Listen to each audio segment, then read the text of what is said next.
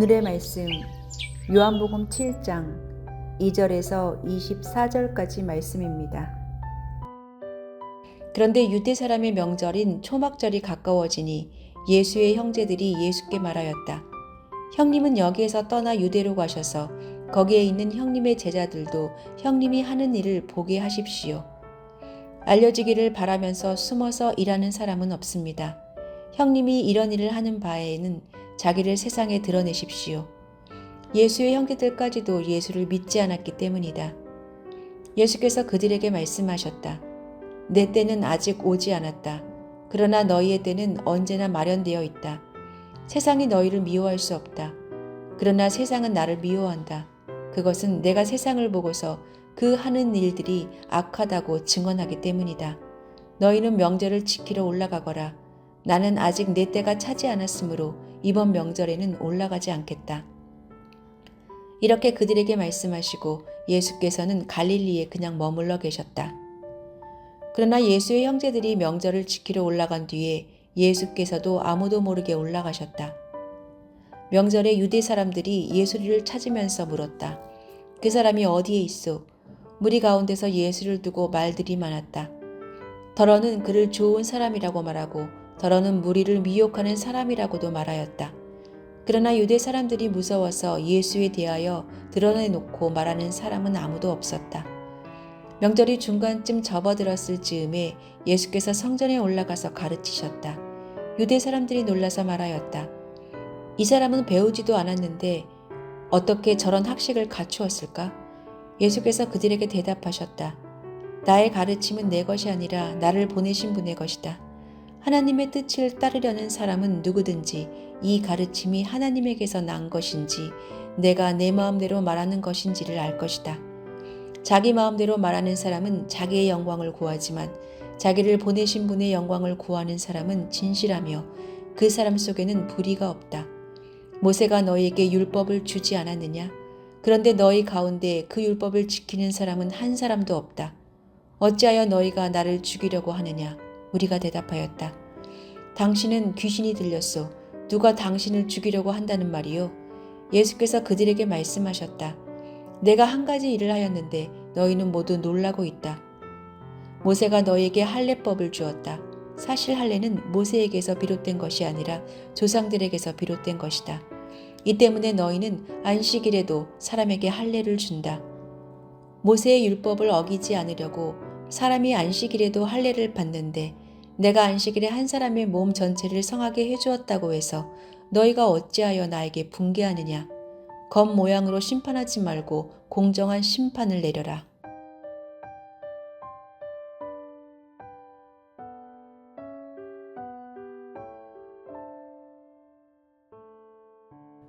어디서 근본도 없는 것이 감이라는 말을 가족 모임에서 들었다면 본처의 자식이 아니라 첩의 자식 혹은 혼의 자식일 가능성이 높습니다. 그 말을 조정에서 회의하는 중에 들었다면 그 사람은 관료가 되기는 하였으나 세력 있는 양반 가문 출신도 아니고 이름 있는 선생님 아래서 공부한 선비 출신도 아니라는 의미입니다.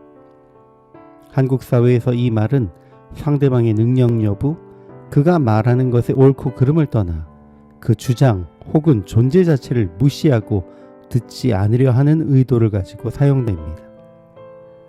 그런데 예수님이 당하셨던 많은 비웃음과 조롱의 바탕에도 바로 이런 유대인들의 심리와 차별이 깔려 있었습니다. 초막절이 가까웠을 때 예수님의 형제들이 예수께 유대로 올라가 당신을 드러내라고 권했지만 예수님은 내 때는 아직 이르지 않았다라며 올라가시지 않았습니다. 그러나 형제들이 간 뒤 은밀히 예루살렘에 올라가셨습니다. 명절 중 사람들이 공개적으로 예수님에 대해 말하진 않았지만 그들의 평가는 엇갈렸습니다. 그리고 명절 중간에 예수는 성전에 올라가 당신의 교훈을 당신을 보내신 하나님의 것이라고 가르치셨고 안식일에 병 고치신 이것을 안식일에도 할례를 행하는 것과 비교하시면서 안식일에 사람의 전신을 건전하게 한 것을 노여워하며 비난하지 말고 공의롭게 판단할 것을 요청하십니다. 예수님의 사역을 이해하지 못하는 것은 예수님의 육신의 형제들, 유대인들, 명절에 예루살렘에 모인 이들까지 모두 동일했습니다. 주변 사람들이 예수가 미쳤다고 말하는 것을 들은 형제들은 이미 가버나움까지 가서 예수님을 데려가기 위해 왔었고, 이번에는 명절에 예루살렘에 올라가 가르치고 표적을 행하시라며 무엇을 하려면 확실히 해보라는 압박을 가합니다. 예루살렘에 모인 무리들도 드러내놓고 예수님에 대해 말하진 않지만 서로 좋은 사람 혹은 미혹하는 사람이라고 엇갈리게 평가합니다. 그리고 예수님께서 유대인들에게 왜 죽이려 하느냐 하셨을 때는 누가 그러느냐고 귀신 들린 것 아니냐고 폄훼하기까지 합니다. 상식적으로 안식일에 병 고치신 일을 안식일에도 아이들의 할례를 행하는 것과 비교하면 비난할 거리가 되지 않습니다. 그럼에도 유대인들이 비난한 것에 대해 예수님은 외모가 아닌 공의로 판단하라고 하십니다. 사실 그 의미는 너희가 이렇게 나를 비난하고 무시하는 것은 너희 기준에 맞지 않는 내 외적 모습 때문이 아니냐라고 직설적으로 문제를 삼으신 것입니다. 실제로 예수님의 가르침을 무시한 형제들은 선생님이 아닌 형제로 보았고, 유대인들은 예수님이 외모로 표현한 출신 지역, 직업, 그리고 누구에게 배웠는지 명확하지 않은 학벌 등의 이유로 예수님을 무시했습니다. 내용이 아닌 외형으로 판단하는 이런 태도는 지금도 여전합니다. 그러므로 우리는 누구를 만나고 대화하든지 외모가 아닌 그들의 가르침과 주장의 본질을 보고 판단해야 할 것입니다.